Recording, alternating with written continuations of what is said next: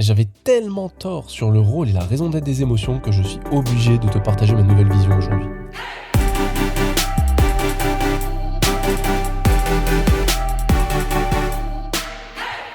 La première fois que j'ai partagé ce que je vais te partager aujourd'hui dans cet épisode, c'était via un article. Et ce qui me pousse aujourd'hui à t'en parler de vive voix, c'est la réponse à un mail que j'ai fait la semaine dernière à ma liste de lecteurs. Et c'est un mail qui a vraiment fait réagir pas mal de personnes. Et il y a notamment une ligne d'une femme qui a répondu, d'une de mes lectrices qui a répondu à cet email, qui disait à quel point son conjoint le faisait réagir et générait des émotions négatives en elle, des émotions cachées sur lesquelles elle n'avait pas travaillé. Et autant il y a quelque temps, je t'aurais dit, oui, c'est vrai, effectivement, il y a des émotions qui sont bloquées, des émotions qui sont cachées en nous, des émotions qu'on n'a pas travaillées. On peut apprendre à les gérer, on peut apprendre à creuser tout ça, mais aujourd'hui, aussi étrange que ça puisse paraître, mon regard est radicalement différent de ce que je pouvais penser des émotions les dernières années. Et c'est pas rien de te dire ça, parce que pendant des années, j'ai enseigné à des milliers de personnes, littéralement lors de mes séminaires sur l'intelligence émotionnelle, sur les dynamiques relationnelles, ce que tout le monde enseigne à propos des émotions. Des émotions, des définitions des émotions plutôt propulsées par Daniel Goleman, par beaucoup de personnes qui sont des visions scientifiques des émotions, qui est une vision scientifique des émotions. Et j'avais tort. Vraiment. La manière dont je le présentais, c'était qu'une émotion était un stimuli interne en réponse à un stimuli externe. Cette définition, c'est la plus courante, elle fait le postulat que nos émotions sont des informations sur ce qui est en train de se passer à l'intérieur de nous par rapport à quelque chose qui se passe à l'extérieur. Et à en lire à ce que ma lectrice partageait dans l'email, c'est la manière dont on aborde les choses. On part du principe que si on se sent mal, c'est que les raisons sont externes. Si on se sent bien, c'est que les raisons sont externes. Si on se sent stressé, anxieux, on peut mettre toutes les émotions au final là-dedans. C'est que les raisons sont externes, tu m'as compris. Mais comme je commence à le partager de plus en plus sur ce podcast, dans mes articles et dans mes coachings en général, tu dois commencer à savoir, si tu me suis depuis quelque temps, que ma vision du fonctionnement de l'esprit a récemment fait un virage à 180 degrés. Et franchement, c'est pas rien. Ma vision des émotions, ça fait partie de ces changements. Donc aujourd'hui, ce que je te propose dans cet épisode, qui est vraiment inspiré des travaux de Sydney Banks, et notamment d'un de ses disciples, le docteur George Prensky. L'épisode là actuel, tout ce que je vais te partager, c'est, on va dire, le mix des derniers mois que durant lesquels j'ai pu maturer cette idée des émotions. Durant lesquels j'ai pu maturer, la synthèse de la lecture du livre du Dr. George Prensky, The Relationship Handbook, de son dernier livre, The Secret of Mental Health, et de toutes les vidéos que j'ai pu voir de lui, de ses disciples à lui, mais aussi de Sydney Banks sur la Free Principle Global Community. Et tu vas voir, c'est pas anodin. Donc aujourd'hui, ce que je te propose, c'est une toute nouvelle manière de penser aux émotions. Et pour commencer, j'aimerais te poser une question. Comment gères-tu tes émotions ? Si t'es comme la majorité des personnes, tu vas les gérer souvent de deux manières. Soit tu vas te prêter au jeu de tes émotions, et en fait tu vas surfer sur des montagnes russes émotionnelles très inconfortables. Ça, surfer sur des montagnes russes émotionnelles très inconfortables, je le retire d'une discussion que j'ai eue avec une cliente il y a quelques semaines, qui utilisait ces mots. Et la seconde manière dont tu as peut-être de gérer tes émotions, c'est tu les fuis, tu les étouffes, tu les ignores, et donc que tu te disperses. Et tu vas t'endurcir. Ça, c'est, on va dire, une réaction plutôt masculine, une stratégie plutôt masculine. C'est celle dont moi, que j'ai utilisée pendant des années. Mais il y a une troisième voie, qui par contre est peu empruntée. C'est réaliser que tes émotions ne sont que des pensées. Dans cet épisode, j'ai vraiment pour objectif de te montrer la vraie nature de tes émotions, comment est-ce qu'elles fonctionnent, donc plutôt comme des indicateurs subjectifs de ton expérience. C'est c'est une manière de voir les émotions qui tranchent avec le mode de pensée dominant actuel. Mais de mon expérience, les personnes qui arrivent à prendre la mesure de ce concept, elles profitent d'une plus grande stabilité émotionnelle, tout en gardant un contact extrêmement étroit avec leurs émotions. Le but n'étant pas de penser que les émotions ne servent plus à rien, qu'elles sont juste un divertissement. En tout cas, moi, c'est ce que je ressens de plus en plus, et c'est ce qui est de plus en plus flagrant chez mes clients. Donc, après ce petit préambule un peu long, je te propose d'y aller. Le concept, au final, est assez simple. Les émotions naissent de nos pensées. Ce qui se passe à l'extérieur n'est en aucun cas responsable de ce que nous ressentons à l'intérieur. Alors, peut-être que la pilule est dure à avaler, parce que le postulat paraît peut-être trop simpliste, trop simple. Et ce que je te propose, c'est une courte histoire pour imager ce que je veux te partager là. Et tu vas voir, c'est extrêmement logique. L'histoire que je vais te raconter, elle se déroule dans la file d'attente de ton cinéma préféré. Disons que tu fais la queue pour acheter des billets pour un nouveau film que tu as envie d'aller voir. Et soudain, un homme imposant te passe devant et te marche sur le pied. Il s'excuse même pas. En fait, il fait même comme si tu n'existais pas. Là, à ce moment, si t'es quelqu'un comme moi, d'assez normal, en fait un être humain à part entière, la colère, elle commence à monter. Puis, assez étrangement, d'un coup, ta colère, elle se transforme en chagrin. C'est bizarre. Parce qu'en fait, à ce moment-là, tu te remarques que cette personne a une canne blanche et des lunettes noires. Et là, t'as un petit frisson d'effroi qui parcourt ton corps. Tu te tournes vers la personne derrière toi, parce qu'elle a vu que tu commençais à maugréer, à serrer les dents, à dire c'est pas possible, et tu lui relates ton erreur. Et là, cette personne explose de rire, et elle te dit qu'elle connaît très bien ce soi-disant aveugle, que en fait, cette personne n'est pas aveugle du tout. C'est juste un sadique qui se fait passer pour un aveugle pour éviter d'être jugé pour ses actes sadiques. Là, ton embarras il commence à se transformer immédiatement en une espèce de furie profonde. Mais comment est-ce qu'on peut être aussi débile, te dis-tu? Là, tu considères sérieusement de lui foutre un coup de poing en pleine tarte, en pleine tronche, malgré la carrure du gars.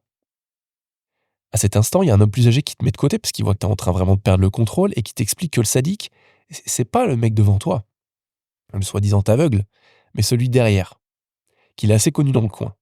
Que ce monsieur, en fait, qui joue aux aveugles, il est en réalité vraiment aveugle. Mais la personne derrière adore faire des blagues sadiques à des personnes du quartier. Là, tu comprends plus rien. Clairement, t'es complètement paumé. Ta furie, elle se transforme en confusion. Tu sais plus où t'en es quand un monsieur chauve débarque avec un grand sourire en disant «Souriez monsieur, vous êtes filmé». Alors peut-être qu'elle te paraît tirée par les cheveux cette histoire, mais prends-la pour ce qui peut se passer dans ta vie au quotidien. Tu peux te rendre facilement compte que dans cette histoire, chaque émotion est finalement un mirage. Elle a été créée par ta perception et ton interprétation de la situation. Chaque émotion était compréhensible quand on la mettait dans son contexte. Au fur et à mesure que le contexte a changé, ton interprétation, elle a évolué. Maintenant, on va prendre un autre exemple. Imagine que tu te trouves dans une discussion enflammée avec un ami. Je sais pas, vous parlez politique ou un truc bien clivant et vos vues sont clairement divergentes. Vous êtes tous les deux énervés et renfrognés. Et soudain, il y a quelqu'un qui arrive en hurlant et qui dit qu'il y a le feu à l'immeuble. Là, tout de suite, vous vous élancez tous les deux à suivre cette personne pour apporter votre aide, voir comment vous pouvez aider, et vous faites sortir les enfants, les femmes, les personnes âgées, tout ça. Est-ce que vous êtes toujours énervé à ce moment-là? Bah non, non, bien sûr que non. Vous pouvez même pas vous le permettre. Vous avez besoin de toute votre attention, de toute votre focus, votre présence pour parer à l'urgence, l'incendie. D'une certaine manière, en fait, le désaccord, il est supplanté par l'incendie. Quand la situation retrouve son calme, est-ce que votre énervement respectif, il va reprendre le devant de la scène? C'est quand même peu probable. Vous allez peut-être plutôt vous sentir galvanisé par ce que vous avez créé, peut-être en joie, parce que vous vous sentez en vie, et vos désaccords vont même peut-être vous paraître complètement stupides. Qu'est-ce qui a bien pu arriver à ces émotions qui paraissaient si réelles, si importantes? C'est vraiment le but des histoires, des 2 histoires que je viens de te partager. Ces émotions, en fait, elles ont disparu au vu d'une situation qui a fait émerger d'autres pensées, des pensées plus importantes. Donc, OK, hem, la question que tu peux peut-être te poser maintenant, c'est: tu es arrivé à laisser tomber une émotion, a priori extrêmement facilement parce que tu es dans une situation critique. Mais est-ce que tu peux le faire? Et la question est vraiment judicieuse, on va dire dans un cadre qui est moins dramatique, moins urgent qu'un incendie où il y a vraiment un enjeu de danger de mort. Bien sûr que tu le peux, parce que les émotions au final ce ne sont que des illusions. Trop souvent, nous sommes invités à considérer les émotions comme si elles étaient des informations sur la vie, avec un V majuscule. C'est vraiment la vie t'envoie un message et tu le captes à travers tes émotions. Quand on se sent en colère contre quelqu'un, on est d'un coup persuadé que celle-ci, cette personne, a fait quelque chose pour justifier cette colère. Quand on se sent insatisfait, on pense qu'il y a quelque chose qui cloche dans notre vie, etc. Mais en fait, les émotions, c'est jamais ni plus ni moins que des déclarations sur le monde qui nous entoure, des déclarations que nous on fait à travers nos pensées. Elles sont toujours une affirmation à propos de notre perspective à l'instant T de comment est la vie et comment est notre vie. On pourrait voir en fait les émotions comme un mécanisme de contrôle de la qualité de nos pensées en temps réel. Elles nous informent si nous voyons la vie objectivement et aussi ça nous informe sur la qualité de notre jugement à ce moment-là. Quand nous ressentons, quand nous ressentons des émotions, parce que moi j'ai le nez un peu bouché, je sors de la crève avec mes 2 enfants qui sont malades là. Quand nous ressentons des émotions, par exemple comme je sais pas, le désespoir, c'est peut-être ce que ma lectrice a pu ressentir par rapport au fait que son conjoint faisait ressortir des émotions négatives chez elle, du désespoir ou de la colère peut-être. C'est une indication que nous prenons les choses peut-être trop personnellement et qu'on a perdu contact avec notre hauteur de vue, avec notre recul sur la vie, sur les choses en général. On n'a plus de recul. Alors que quand on se sent positif, quand on se sent léger, on sait automatiquement qu'on fait preuve de plus de sagesse, qu'on appréhende les choses différemment, avec plus de perspective.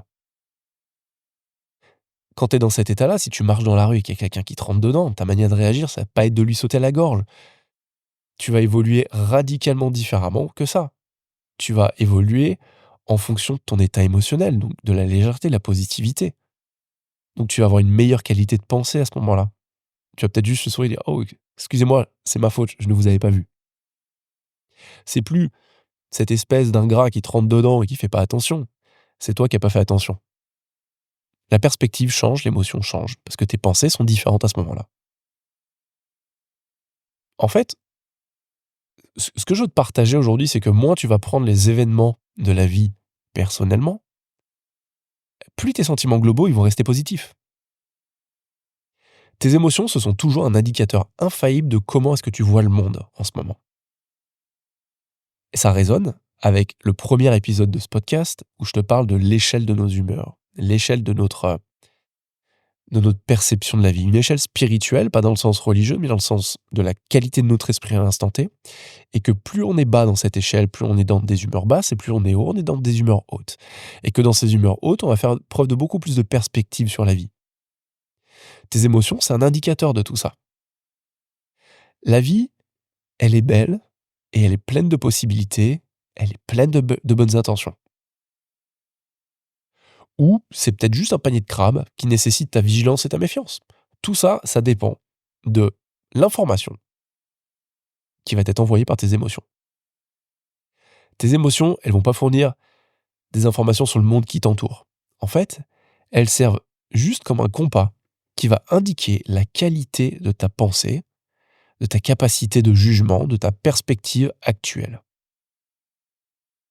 Et le docteur George Prensky utilise une image qui pour moi vaut pas 1000 mots, mais bien plus, et que je te partage aujourd'hui.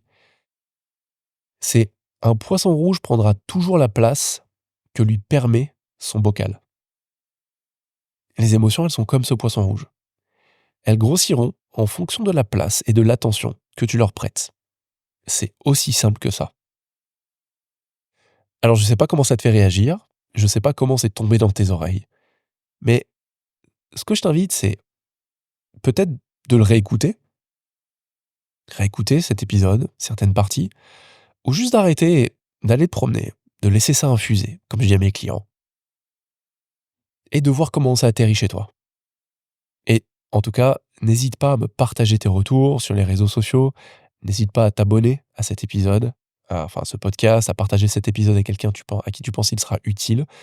Et les émotions, c'est un sujet qui est utile pour tout le monde, clairement. Donc en tout cas, je te remercie mille fois de m'avoir écouté jusque-là. J'espère que ça t'aura été utile à toi. Et je te dis à très bientôt dans un prochain épisode de Paradigme. Salut!